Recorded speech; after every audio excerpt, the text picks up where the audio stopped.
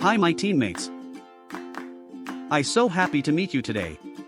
I am Mahmoud El-Kholi. And here is our presentation. We will review together the Angioblock trails. Let's start it.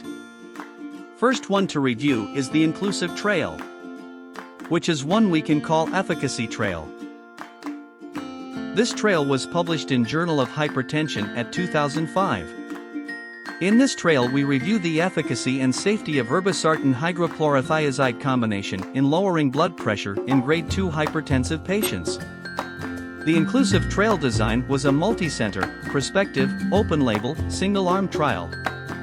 It was done upon 844 adult subjects had uncontrolled systolic blood pressure.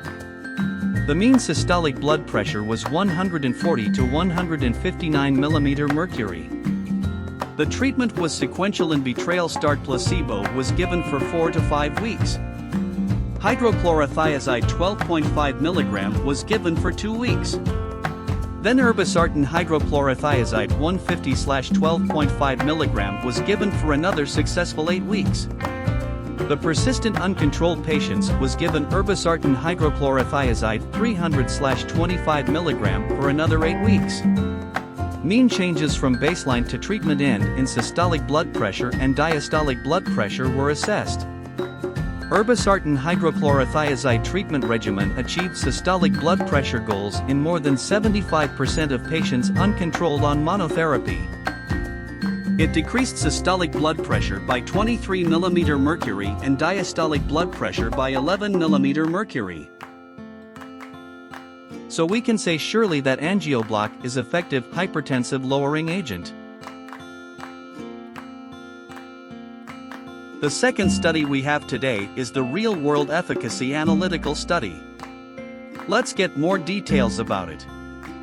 It was published in Clinical Therapeutics at 2011.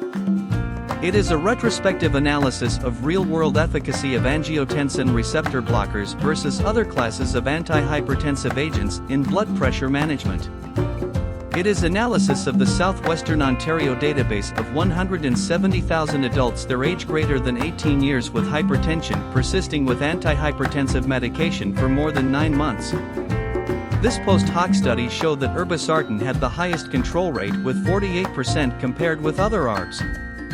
Valsartan and candesartan show 42% control rate. Losartan show only 41%. On the adverse effect irbesartan shown 40% lower adverse events compared by other ARBs.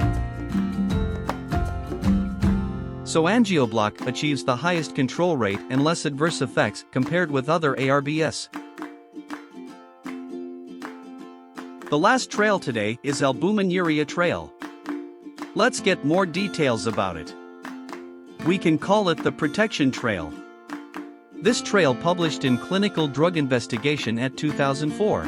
In this trail we can see the role of irbesartan in regression of microalbuminuria in type 2 diabetics after switch to irbesartan treatment.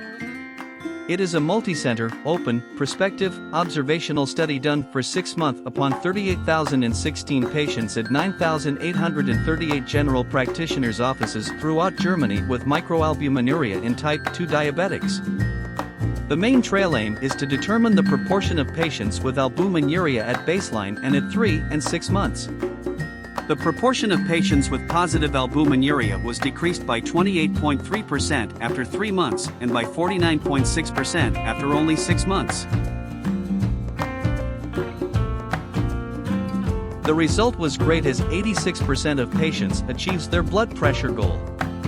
The mean blood pressure decreased by 23 mm mercury systolic and 12 mm mercury diastolic. Irbesartan treatment over 6 months reduced the proportion of patients with microalbuminuria from 49.2 to 23.2% with relative risk reduction, 52.8%. So we can surely say that Angioblock is the ideal approach for diabetic hypertensive patients.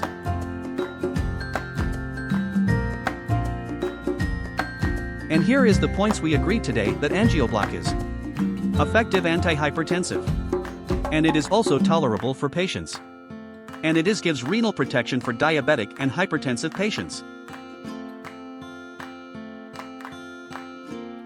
Thanks for your time.